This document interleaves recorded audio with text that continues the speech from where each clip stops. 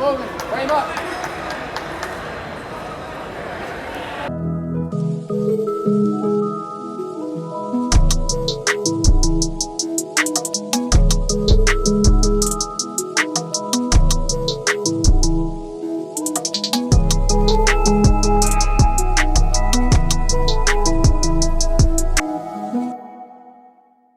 Yo, what is up, ladies and gentlemen? Welcome back to the channel, and on today's episode I am bringing you my IBJJF Chicago Open no-gi semifinal match. I haven't done a lot of no-gi for IBJJF in a long time, so I figured I would do it now. So this is going to be the semifinals match, and then the finals match will be following next week. So with all that intro out of the way, let's get into this breakdown. So here we are at the start of the match. My opponent is trying to grab grips and then sit to guard. A lot of people at featherweight and light featherweight do this same game. So I was pretty much ready for it. So right here, I'm in a smashed half guard over under-ish position with my right hand under his leg and my left hand over his other leg. So right here, I'm trying to establish a dominant position, trying to get around his legs and control his head and his hips at the same time. I'm in a pretty dominant position here. I'm not really too worried about what his legs are doing. I know he doesn't really have a guard. And then when he brings his right leg back inside, I'm able to get into a quick over-under position, score my 3 points for the guard pass, and now is the time that I'm settling into the side control position. And now that I'm in side control, I'm going to gable grip my hands, keep my pressure chest to chest, and bring my right knee to his belly and my left knee posted out to score a quick 2 points for the knee on belly position. This is exactly how I like to pull into knee on belly from now on. I don't like to pop up and give my opponent space. I stay chest to chest, bring my right knee up, bring my left leg out, and score the 2 points right away, and it doesn't really cost me anything. And now the score is 5-0. So I just take a second to look at the score just to make sure that I score my points here. And now I'm just really putting a lot of pressure on my opponent. I'm going nice and slow. This is a complete contrast to my gi match that I had in the St. Louis Open, where there was only one opponent. This time I'm going to have two. So I'm playing a more conservative game, a more pressure heavy game, a more JT Torres-ish game, because I've been watching a lot of his stuff lately. So right here, my opponent drops his leg and I'm able to get into a high mount position. I realized that I was a little bit too high, so I slide my hips back to get hips over hips, and now here I score 4 points for my mount, and now it's 9-0. And here is the time where I'm going to take my time and try to figure out what type of submission I want to do. I'm keeping my legs nice and flat so he can no longer do the flat leg defense. So you can see he's trying to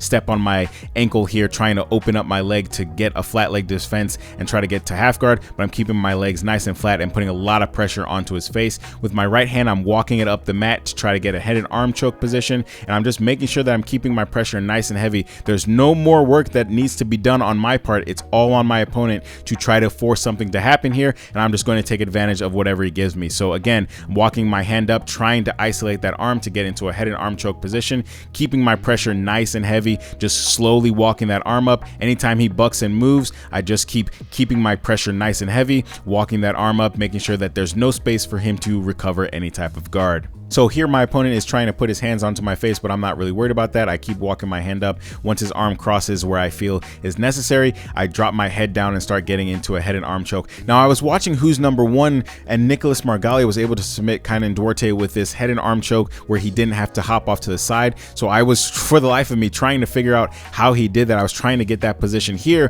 where I could go for that submission without stepping over and giving up any type of dominant position. So I tried to get it here, but I didn't really have the mechanics down, and you're going to see that I'm just going to kind of hold this position and try to figure out how to do it. My opponent is still moving back and forth. Kudos to him for fighting through this position here with that arm all the way locked in. So again, I'm trying to drop my head, making sure that head and arm is tight. When I realize it's not tight, I lift his head up. I'm going to start corkscrewing my hand just to make sure that I get it nice and deep and I cut off any type of escape that my opponent can have. So I look at the time just to make sure that I'm still up on points and that there's enough time for me to actually go for this submission. So I'm just kind of cupping the back of his head, trying to get the proper position to finish this choke without having to step off into side control, which is the traditional way.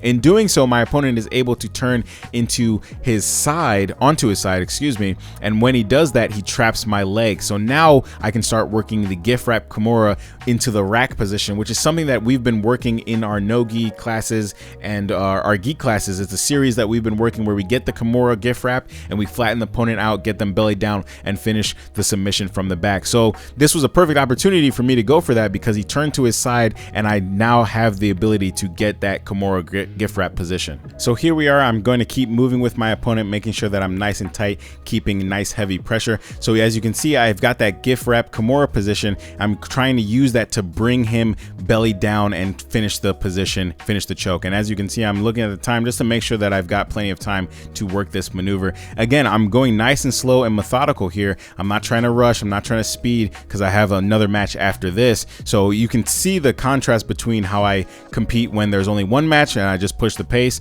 and when there's multiple matches. So my opponent is trying to get his back flat to the mat once again, and I'm just going to keep that gift wrap Kimura position because I know he's out of position as long as I control that hand. He can't really do anything here to stop me from dominating this position. So now we're in the smash half guard position. I looked at my coach who was telling me just to hold that gift wrap. Is a very powerful position.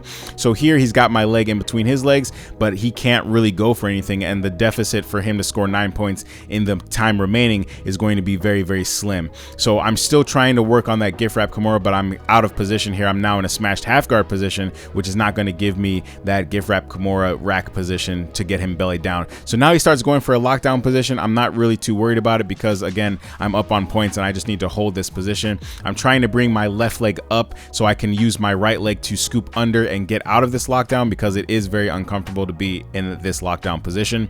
But my opponent is not really giving me the fight that I need here. So I'm just going to keep doing what I'm doing. I'm going to keep controlling him, get him to his side, try to get this gift wrap Kimura again by using my right hand to grab his tricep and pull his hand to my left hand so I can get that gift wrap Kimura. I'm still trying to work for it here, but now I'm not going to be able to do it. My opponent gets his back to the mat, turns into me, so I'm just going to stand, and now he's going to try to go for a leg attack. I'm going to just make sure I win the scramble by staying on top, and that is going to be the end of the match.